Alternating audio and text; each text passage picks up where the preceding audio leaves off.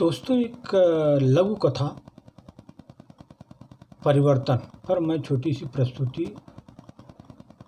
पेश कर रहा हूँ। एक व्यक्ति एक सिद्ध महात्मा के पास पहुँचा। वह व्यक्ति एक सिद्ध महात्मा के पास पहुँचा, बोला, महाराज मुझे अपना शिष्य बना लीजिए। महात्मा बोले, अवश्य, और बैठो। व्यक्ति बोला, मैं तो एक चोर हूँ, फिर क्या आप मुझे अपना शिष्य बना पाएंगे? महात्मा बोले कि मुझे क्या करना कि तू चोर है या साहूकार, तू तो आराम से अपना काम कर।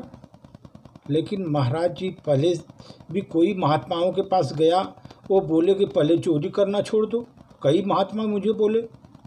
महात्मा बोले, भाई तुझे चोर होने से कोई मतलब नहीं मुझे, तू तो आराम से चोरी कर। महात्मा जी, मैं चोरी करना नहीं छोड़ सकता। तो भाई मैंने कब कहा कि तू चोरी करना छोड़ दे? मुझे तेरे चोर होने से कोई मतलब नहीं है। तो फिर गुरुदेव मुझे क्या करना होगा? मैं बस तुम्हें एक मंत्र दूंगा और तुम उसका जप करना। तो कौन सा मंत्र है गुरुजी? बस इतना ध्यान रखना कि जब जो भी काम तुम करो पूरे होशो हवास से करो। जो भी काम तुम करो पूरे होशो हवास से करो।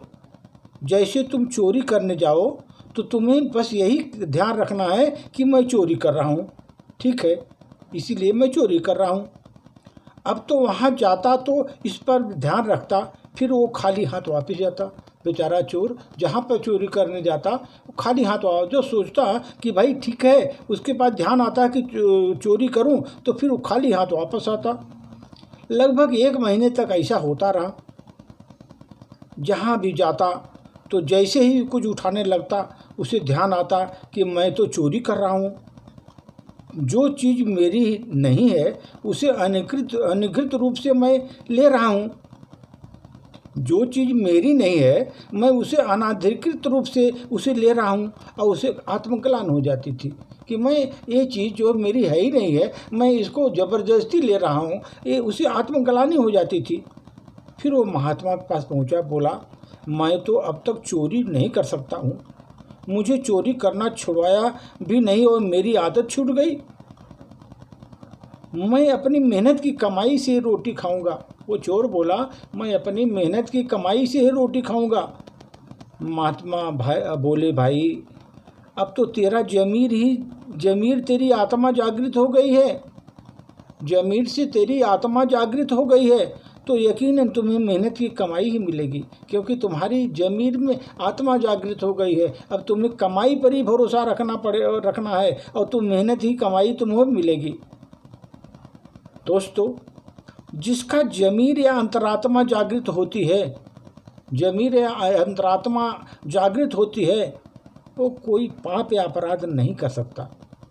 जिसकी जमीर अंतरात्मा जागृत हो गई, कोई भी पाप नहीं कर सकता, क्योंकि जो भी अपराध एवं पाप होते हैं वो मूर्छन होते हैं।